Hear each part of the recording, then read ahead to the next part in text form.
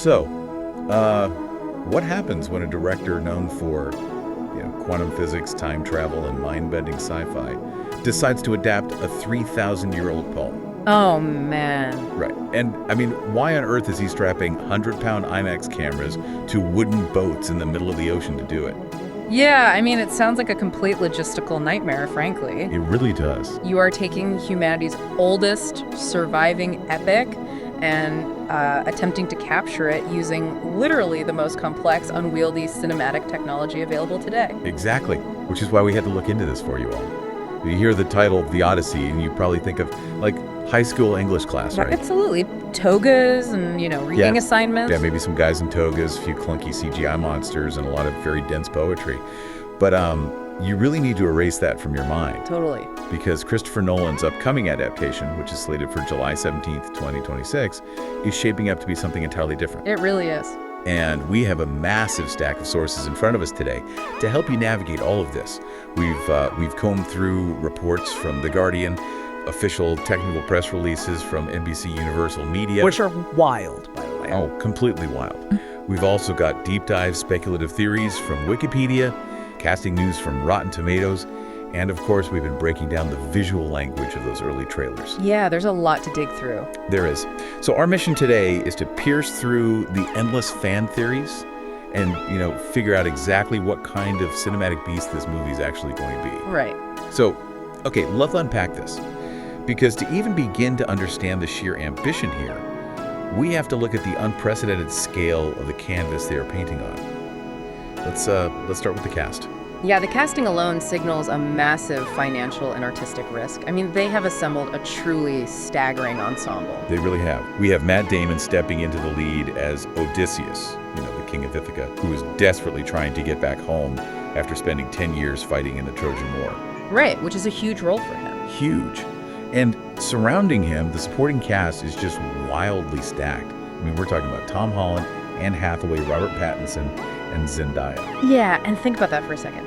Every single one of those actors has the capacity to anchor their own massive billion-dollar franchise. Oh, easily. Bringing them all together for an ancient Greek epic is a profound statement of intent.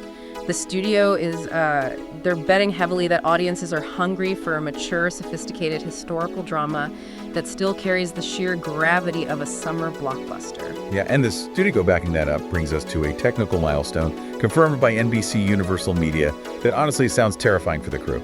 Oh, the IMAX announcement. Yes. This new adaptation is going to be the very first feature film in history to be shot entirely with IMAX cameras. Entirely. Not just the sweeping action sequences or the wide establishing shots. Every single frame. Yeah, we really need to put into perspective what shooting entirely in IMAX actually demands, especially on water. Please do, because my understanding is that shooting an ocean voyage on IMAX is basically like trying to perform microscopic heart surgery while riding a mechanical bull. Honestly, that is a highly accurate way to look at it. IMAX cameras are incredibly heavy. Some configurations weigh as much as a golden retriever. Wow, wait, really? A golden retriever? Yeah, they are massive. And they are famously difficult to reload, taking precious time on a live set.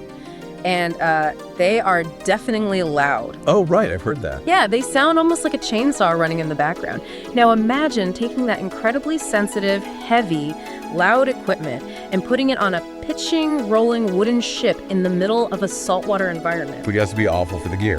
Highly corrosive to film equipment. The horizon is never level. The lighting is entirely at the mercy of the weather, and your focus pullers are dealing with a format where the depth of field is incredibly shallow. So wait, why do it? If it's such a nightmare, why not just shoot on standard digital cameras and, add the ocean in a computer later? Well, what's fascinating here is how the medium itself becomes the message. The sheer scale of the IMAX format, specifically its expanded aspect ratio, it actually changes the way your brain processes the image. How so? To put it simply, standard movie screens have black bars at the top and bottom, right? Yeah. The image is a wide rectangle, but an IMAX film frame is almost square. When that is projected onto a massive screen, those black bars disappear, and the image fills your entire vertical peripheral vision. Oh, I see. So you aren't just looking at a rectangle of a boat. Your brain is being tricked into feeling Like, the ocean is actually swelling around you. Exactly. You feel the claustrophobia of the ship. You feel the terrifying drop of a massive wave. Humanity's oldest surviving adventure stories survived for centuries purely through oral tradition, right? Spoken aloud around campfires to immerse the listener. Right. Nolan is basically replacing that campfire with a 70-foot screen that swallows your field of vision. It's the ultimate ancient epic rendered with the ultimate modern tool for total sensory immersion. That is wow. Yeah. Which naturally makes you wonder what exactly those massive, expensive lenses are actually going to be pointed at. Right. We know the screen is going to be huge, but what are we actually going to see? Because, again, when you hear the Odyssey, you expect magic. Sure. You expect the six-headed monsters, the gods throwing thunderbolts from Mount Olympus, a very traditional high fantasy vibe. And the trailers do give us these very quick, shadowy glimpses of mythical creatures. They do, yeah. But here's where it gets really interesting. There is a central theory circulating, extensively detailed on Wikipedia, that Nolan is basically throwing out the traditional fantasy playbook. Which would make sense for him. Exactly. The theory suggests he is taking a highly grounded, realistic approach to the text, blurring the line between reality and myth to present legendary threats, like the Cyclops or the Sirens, through a stark, realistic lens. Yeah, and that completely shifts the genre. We move away from the polished fairy tale veneer that centuries of pop culture have placed on this myth, and we return to something much more visceral. Wait, I have to challenge this, though. If he makes the terrifying Cyclops just a regular, angry guy on an island, or, the Sirens are just some people singing on a beach, doesn't that ruin the magic of a massive IMAX blockbuster? Not necessarily. No, I mean, why would anyone pay $25 to see a regular guy throwing rocks when they expect a legendary monster? Because the horror doesn't come from a computer-generated monster. It comes from realizing what these monsters originally represented. Ancient myths were not fairy tales created to entertain children. Right. They were survival manuals. Ancient people didn't have meteorology or oceanography. A devastating, unpredictable whirlpool that dragged ships to the bottom of the ocean became the monster Charybdis. Oh, that makes a lot of sense. Yeah, and a treacherous, jagged coastline where exhausted sailors constantly wrecked their ships, that became the enchanting, deadly Sirens. I see. So you give the danger a face and a personality, so it becomes a story you can easily remember and warn the next ship about. Exactly. By grounding the threats, Nolan isn't stripping the magic away. He is honoring how these stories were meant to be felt by their earliest audiences. To a sailor 3,000 years ago, the edge of the map wasn't a fantasy realm. It was real life. It was an unknown world filled with terrifying, highly plausible threats. If you are a starving, severely dehydrated, traumatized sailor who hasn't seen land in months, and you encounter a hostile local tribe on a rocky cliff, Right. does your terrified, exhausted brain suddenly perceive them as giant, one-eyed monsters? Oh, wow. So the monster is real, but only because the human mind is projecting its absolute worst fears onto a natural threat. Exactly. It's like hearing a ghost story from a friend who swears on their life that it actually happened. The threat is filtered through their panic. Yes, beautifully put. And that actually tees up the next massive layer of this deep dive, because if the external monsters, the physical threats on the water, are just natural dangers amplified by a terrified mind, then the true horror of the story is actually coming from within Odysseus himself. Yeah, the internal landscape becomes the true battlefield of the film. And our Guardian source specifically notes that this movie is heavily focused on the psychological journey of Odysseus. Right. We're talking about a man who has already experienced a decade of brutal hand-to-hand warfare and horrific loss at Troy, and now he is spending another decade just trying to get home. It's unfathomable trauma. Yeah. So look at those quick trailer glimpses of mythical creatures, again, with that in mind. I mean, is it possible the mythical elements don't exist at all in the film's physical reality? Oh, interesting. Could the entire mythical journey we see on the IMAX screen actually be a stunning visual representation of a returning soldier's severe PTSD? Oh, I love that. Because this raises an important question about the cinematic concept of the reliable narrator. Right. The narrator in a film is usually the camera itself. Often the camera is an objective observer, simply showing us what is happening in the room. But in a subjective narrative, the camera is sitting directly inside the protagonist's skull. Just showing us his reality, It only shows us what they believe they're seeing. which is a complete hallmark of Nolan's style. Yes. And if we connect your theory back to the source text's emphasis on, quote, years of war and loss, it creates an incredibly powerful dynamic. We are experiencing the story entirely through the fractured mental state of a veteran who has been pushed far beyond the limits of human endurance. Yeah.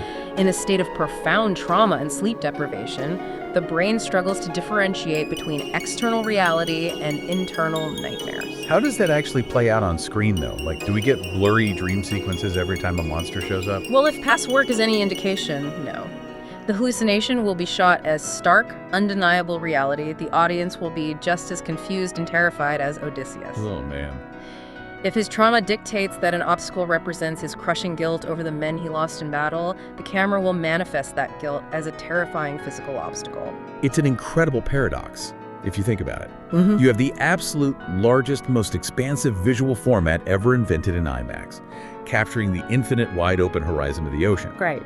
But the story itself is this intensely claustrophobic thriller locked inside the decaying mind of a single man. Yes. Every single obstacle becomes symbolic. The enchanting sirens aren't just mermaids. They represent the temptation to give up, the desperate desire to just sink to the bottom of the ocean and forget the trauma. Oh, absolutely.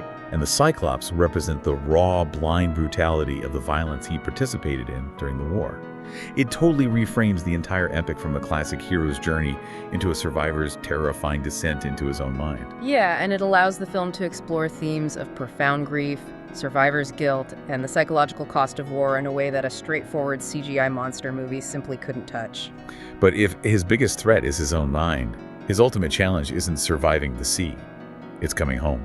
And that brings us to the actual physical stakes of the story, the emotional anchor that keeps this whole massive psychological IMAX spectacle from just floating away into pure abstract horror. Because he does have a destination. Exactly. The struggle of a returning soldier isn't just about his own trauma. It's about the people waiting for him in the real world. Yeah, the kingdom he left behind didn't freeze in time while he was fighting his wars. Right. And the trailers heavily suggest a very strong father-son storyline. While Odysseus is out on the ocean fighting his literal or psychological demons, his son, Telemachus, is back home in Ithaca on a parallel quest. Yeah. He's trying to discover the truth about the father he barely knows, and he's being forced to step up to become a leader in his own right. So what does this all mean? Oh. When I look at that massive star-studded cast list from Rotten Tomatoes that we talked about earlier, the pieces fall into place. They really do. The sources didn't explicitly map out every single role in the press release, but when you put an incredibly charismatic young star like Tom Holland in the mix, alongside a veteran actor like Matt Damon, it perfectly sets up this dual narrative. It creates an incredible dramatic